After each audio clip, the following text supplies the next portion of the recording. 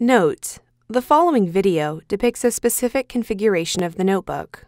The same removal and replacement procedures apply to all configurations of the notebook.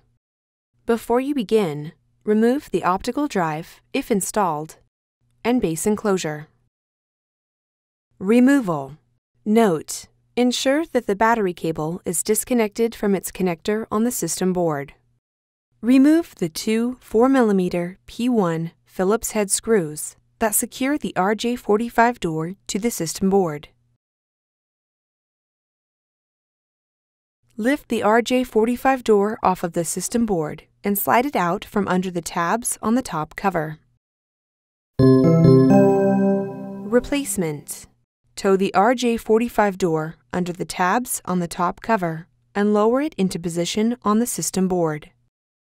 Replace the two 4mm P1 Phillips-head screws that secure the RJ-45 door to the system board.